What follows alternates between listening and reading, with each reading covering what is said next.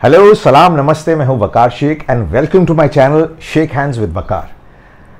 जो मेरे चैनल पे पहली बार आए हैं, वैसे मेरा ये शुरू के इनिशियल एपिसोड ही है, तो आप लोगों से हाथ जोड़ के बहुत तहे दिल से मैं एक रिक्वेस्ट करना चाहता हूं कि प्लीज़ मेरे चैनल को सब्सक्राइब करें, मुझे फॉलो करें and please press the bell icon. Okay, जैसे मैंने अभी बोला कि मेरा इनिशियल एपिसोड ही है, शायद पहला एपिसोड होगा, और मैं थोड़ा एक्साइटेड भी हूँ क्योंकि मैं एक ऐसे टॉपिक के ऊपर बात करने वाला हूँ जो बहुत और अक्सर लोग मुझसे ज़्यादा करके यही पूछते हैं। तो मेरे ख्याल से बहुत से लोग ये जानना भी चाहते हैं, इसीलिए बहुत ज़्यादा पूछते हैं, और वो ये है कि सर एक्टर कैसे बने, आप कैसे बने, एक्टर बनने के लिए क्या करना चाहिए।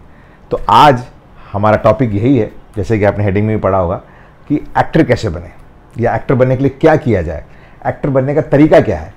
तो आइए आज हम इस टॉपिक पे बात करते हैं। और आई एम वेरी हैप्पी कि मैं आज इतने सारे लोगों को एक साथ ये चीज़ बता रहा हूँ, क्योंकि अक्सर बहुत से लोग मुझे इतने सालों से लोग पूछते रहते हैं कैसे करना है, मैं इंडिविजुअली लोगों को बताते रहता हूँ। तो आइए आज आप सबके बारे में बताते हैं। तो एक्टर बनने के लिए क्या ज़रूरी है, लोगों के दिमाग में क्या मिसकंसेप्शंस हैं या क्या डर हैं या क्या क्या सवाल हैं, उसके ऊपर हम बात करते हैं। तो सबसे पहली चीज़, लोग अक्सर पूछते हैं कि यार हम तो गुड लुकिंग इतने हैं नहीं, हम तो लंबे चौड़े हैं नहीं, या हम तो फेयर नहीं हैं, तो क्या हम एक्टर बन सकते हैं। तो पहली चीज़ यही है, पहला पॉइंट यही है कि टैलेंट सबसे ज़रूरी है। गुड लुक्स या बहुत ब्यूटीफुल होना ये उतना ज़रूरी नहीं है। मतलब अगर आप बहुत ज़्यादा गुड लुकिंग नहीं भी हैं, लंबे चौड़े नहीं हैं, या मतलब अच्छा नाक नक्शा नहीं है, फेयर नहीं है, या बहुत खूबसूरत नहीं है, आपके लंबे लंबे बाल नहीं हैं, तो ऐसा नहीं है कि आप एक्टर नहीं बन सकते। ये ज़रूरी नहीं है। ज़रूरी है आपके अंदर टैलेंट का होना। आपके टैलेंट को आप निखारते रहिए। आपके अंदर अगर कला है, आपके अंदर अगर क्षमता है, तो आपको फिर एक सक्सेसफुल एक्टर बनने से कोई नहीं रोक सकता।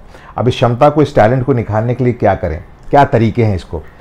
अब जैसे बम्बई शहर में जो लोग रहते हैं या बम्बई के बाहर जो लोग रहते हैं, मैं उनसे भी पूछना चाहूँगा कि हमारे पास तो यहाँ बम्बई शहर में बहुत सारे ऐसे एक्टिंग इंस्टीट्यूट्स हैं, एक्टिंग के टीचर्स हैं, थिएटर ग्रुप्स हैं, जिन्हें एक न्यू कमर ज्वाइन करता है, उनके साथ काम करता है, वहाँ पे जो सीनियर्स एक्टर होते हैं उन लोग के साथ वो उनका एक्सपीरियंस शेयर करता है और उनसे सीखता है।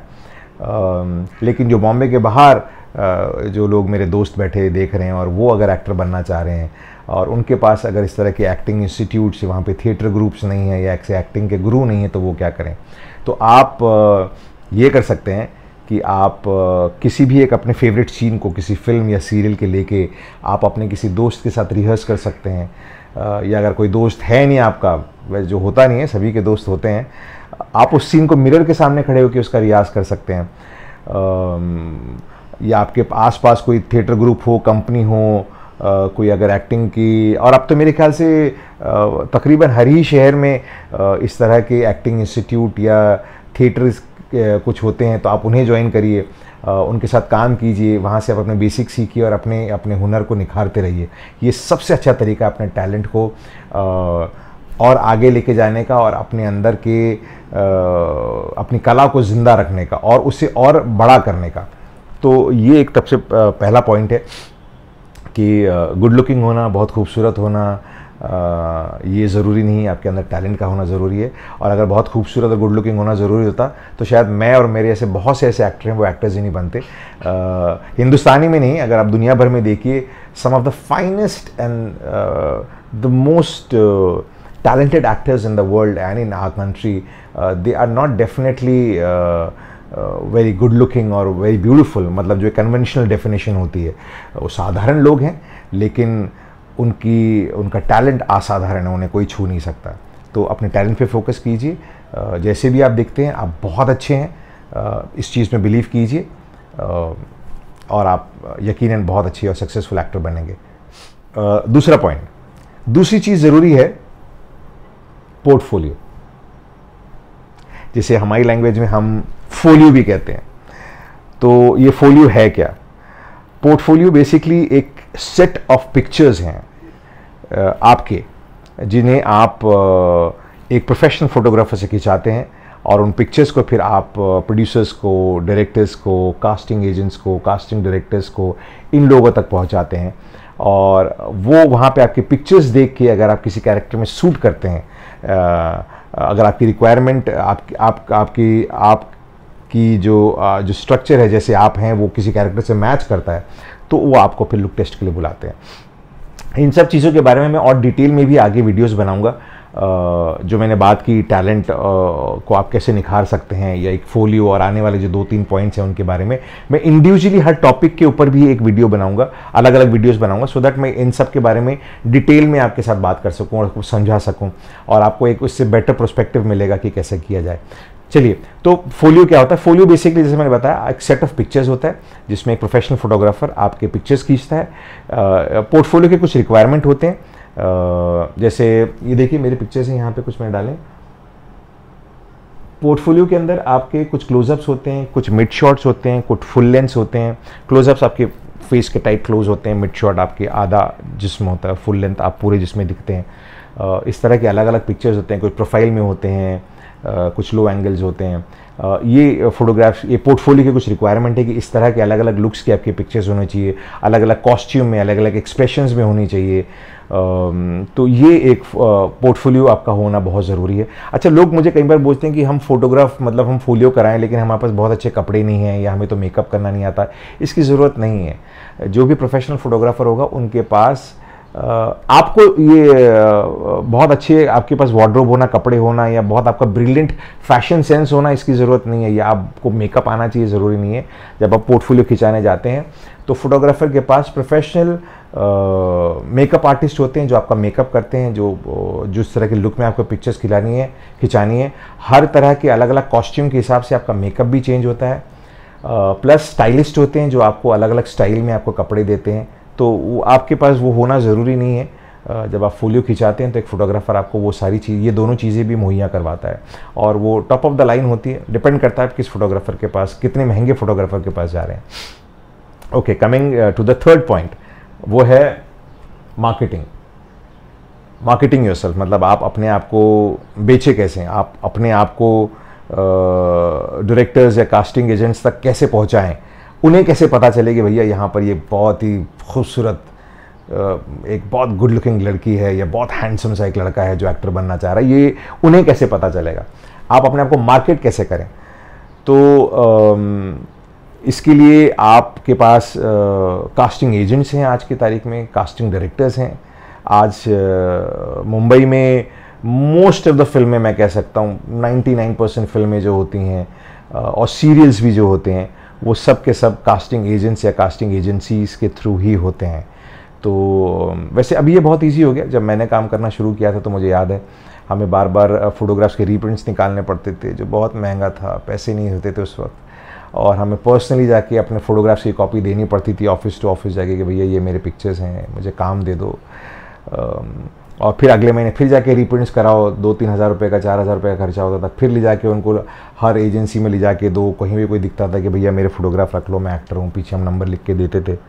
तो अब वो सब ख़त्म हो गया, अब सब सॉफ्ट कॉपीज़ चलती है। आप अपने फ़ोटोग्राफ्स लीजिए और कास्टिंग एजेंट्स हैं, कास्टिंग एजेंसीज़ हैं, आप उनको मेल कर दीजिए।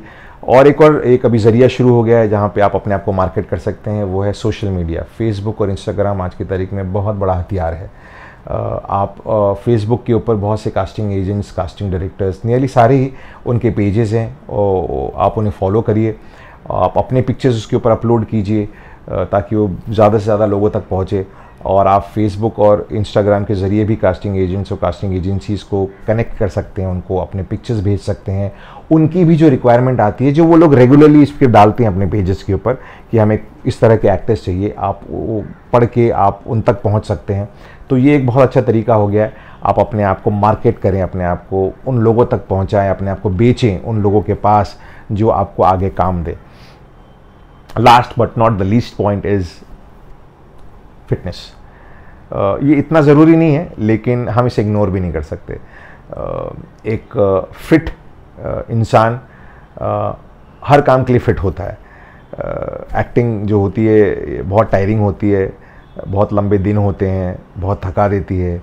अगर आप डांस कर रहे हैं या अगर आप फाइट कर रहे हैं या अगर आप सीन्स भी बहुत सारे कर रहे हैं तो आपको मेंटली ड्रेन कर देती है।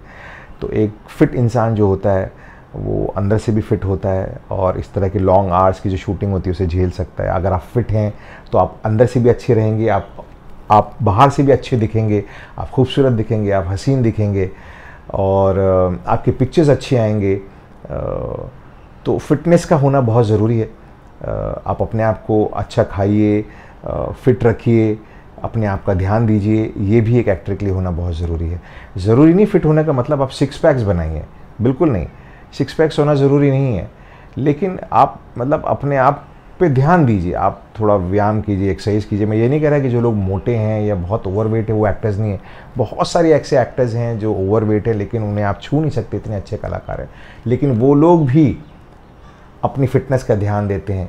फ़िटनेस से मतलब है कि वो वॉक करेंगे, वो अपनी योगा करते हैं, इस तरह की सब चीज़ें करते हैं। तो इन चीज़ों का अगर आप ध्यान रखें तो आई एम श्योर आपको एक्टर बनने से कोई नहीं रोक सकता। प्लीज़ आइए, बॉम्बे शहर आपका इंतज़ार कर रहा है। अब आपको एक्टर बनने से कोई नहीं रोक सकता। अब आप एक्टर बने ही बने। इन सब चीज़ों को फॉलो कीजिए। एंड जैसे मैंने पहले भी बताया कि ये सारे टॉपिक्स जो मैंने जिन चीज़ों बात की है और एक दो चीज़ें और हैं, मैं इन सब टॉपिक्स के ऊपर इंडिविजुअली अलग अलग से भी एक एपिसोड्स बना के अपने इस चैनल पे अपलोड करूँगा, ताकि मैं इन चीज़ों को डिटेल में आपको समझा सकूँ। अभी तो मैंने सिर्फ बताया कि ये सब चीज़ें होनी चाहिए। अगर मैं पूरा बयान करता तो बहुत लंबा एपिसोड हो जाता। तो ये है। प्लीज़ मुझे बताइए कमेंट बॉक्स में कि आपको कैसा लगा, आप क्या जानना चाहते हैं। अब शेक हैंड हुआ है हमारा, मतलब दोस्ती हुई है, तो अब मिलते रहेंगे, बातें बहुत सारी होती रहेंगी, दुनिया जहान की होगी, हंसी मजाक की होगी, कुछ स्किट्स होंगे, कुछ अपने बारे में आपसे बताऊंगा। आप क्या जानना चाहते हैं वो भी बताइए। एंड एक बार और रिक्वेस्ट करता हूँ आप लोगों से कि प्लीज़ मेरे चैनल को फॉलो कीजिए, सब्सक्राइब कीजिए and please press the bell icon, ताकि जैसे मेरा नया वीडियो आए तो आप लोग को पता चल जाए। And thank you so much. I will see you very soon with my new episode. Keep watching. चाओ।